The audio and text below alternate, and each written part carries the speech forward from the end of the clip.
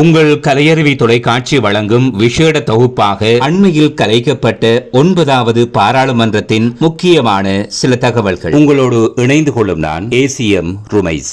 2018ஆம் ஆண்டு அப்போதைய ஜனாதிபதியாக இருந்த மைத்திரிபால சிறிசேன 8வது பாராளுமன்றத்தை கலைத்து அரசியலமைப்பு நெருக்கடியை ஏற்படுத்தியிருந்தார். பின்னர் மீயுயர் நீதிமன்றம் பாராளுமன்ற கலைப்பை ரத்து செய்து அடுத்த தேர்தல் திகதியை 2020ஆம் ஆண்டிற்கு தள்ளி போட்டது. 2020ஆம் ஆண்டு மார்ச் மாதம் 2ஆம் திகதி 8வது நிறைவேற்று அதிகாரம் கொண்ட ஜனாதிபதியாக இருந்த கோட்டாபய ராஜபக்சவினால் 2020ஆம் ஆண்டு மார்ச் மாதம் 2ஆம் திகதி பாராளுமன்றம் கலைக்கப்பட்டு மார்ச் 12ஆம் திகதி முதல் 19ஆம் திகதி வரை வேட்பு மனுக்கள் ஏற்றுக்கொள்ளப்பட்டன.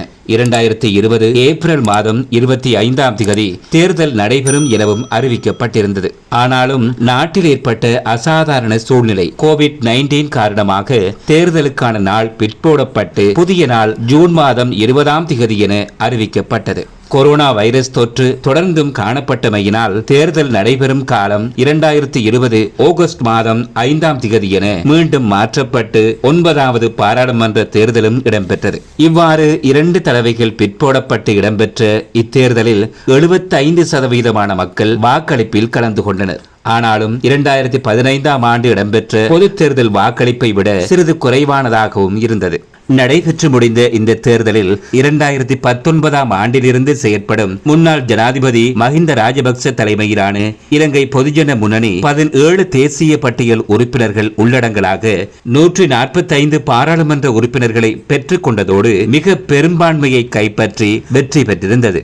2020ஆம் ஆண்டிலிருந்து செயற்படும் சஜித் பிரேமதாச தலைமையிலான ஐக்கிய மக்கள் சக்தி 7 தேசிய பட்டியல் உறுப்பினர்கள் உள்ளடங்கலாக 54 உறுப்பினர்களையும் 2001ஆம் ஆண்டிலிருந்து செயற்பட்ட இரா சம்பந்தன் தலைமையிலான தமிழ் தேசிய கூட்டமைப்பு ஒரு தேசிய பட்டியல் உறுப்பினர் உள்ளடங்கலாக 10 உறுப்பினர்களையும் 2009ஆம் ஆண்டிலிருந்து செயற்படும் ஜனாதிபதி அனுரகுமார திசாநாயக்க தலைமையிலான தேசிய மக்கள் சக்தி ஒரு தேசிய பட்டியல் உள்ளடங்கலாக 3 உறுப்பினர்களையும் 1993ஆம் ஆண்டிலிருந்து செயற்படும் முன்னாள் ஜனாதிபதி ரணில் விக்ரமசிங்க தலைமையிலான ஐக்கிய தேசிய கட்சி தேசிய பட்டியலாக மாத்திரம் ஒரு ஆசனத்தையும் பெற்றுக் கொண்டது. இந்த தேர்தலில் கடந்த காலங்களில் ஆட்சி நடாத்திய மற்றும் அதிகளவான பாராளுமன்ற உறுப்பினர்களை தன்வசப்படுத்திய ஐக்கிய தேசிய கட்சி வரலாற்றில் மிக பெரும் தோல்வியினை சந்தித்து ஒரே ஒரு தேசிய பட்டியல் உறுப்பினரையே தனதாக்கியிருந்தது.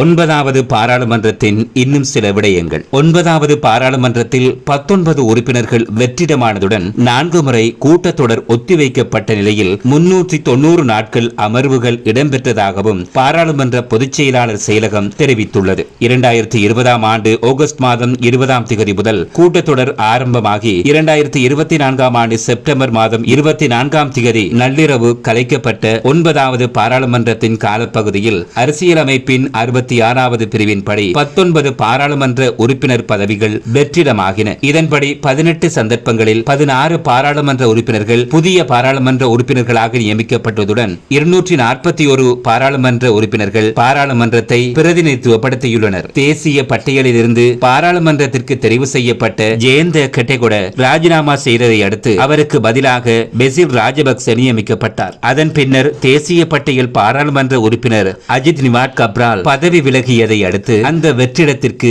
மீண்டும் ஜெயந்த கெட்டகொட நியமிக்கப்பட்டார். இதேபோல் முஜிபுர் ரஹ்மான் ராஜினாமா செய்ததால் வெற்றிடமான இடத்துக்கு HM ஃபவுசி தெரிவு செய்யப்பட்ட நிலையில் நீதிமன்ற தீர்ப்பின்படி வெற்றிடமான டயனா கமகேயின் பாராளுமன்ற ஆசனத்திற்கு முஜிபுர் ரஹ்மான் மீண்டும் நியமிக்கப்பட்டார். ஆனால் ஹரின் பெர்னாண்டோவின் வெற்றிடத்திற்கு புதிய பாராளுமன்ற உறுப்பினர் நியமிக்கப்படவில்லை.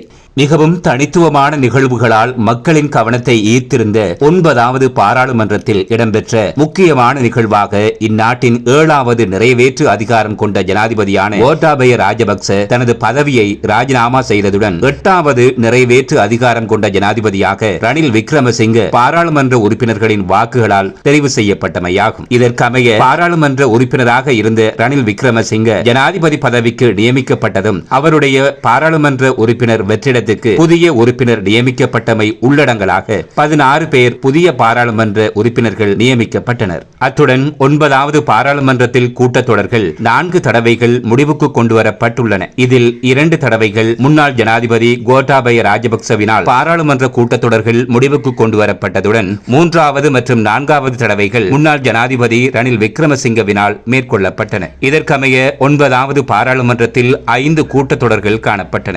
இந்த 5 கூட்டத்தொடர்களிலுமாக 9வது பாராளுமன்றம் மொத்தமாக 390 நாட்கள் கூடியிருந்தன என்பதும் குறிப்பிடத்தக்கது. இதேவேளை செப்டம்பர் 21ஆம் தேதி இடம்பெற்ற ஜனாதிபதி தேர்தலில் வெற்றி பெற்ற 9வது நிறைவேற்று அதிகாரம் கொண்ட ஜனாதிபதி அனுரகுமார திசாநாயக்கவினால் செப்டம்பர் 24ஆம் தேதி 9வது பாராளுமன்றம் கலைக்கப்பட்டு 2024ஆம் ஆண்டு நவம்பர் மாதம் 14ஆம் தேதி 10வது பாராளுமன்ற பொதுத் தேர்தல் இடம்பெற உள்ளதுடன் நவம்பர் மாதம் 21ஆம் தேதி புதிய பாராளுமன்றத்தின் முதலாவது கூட்டத்தொடர் இடம்பெற இருப்பதும் குறிப்பிடத்தக்கது.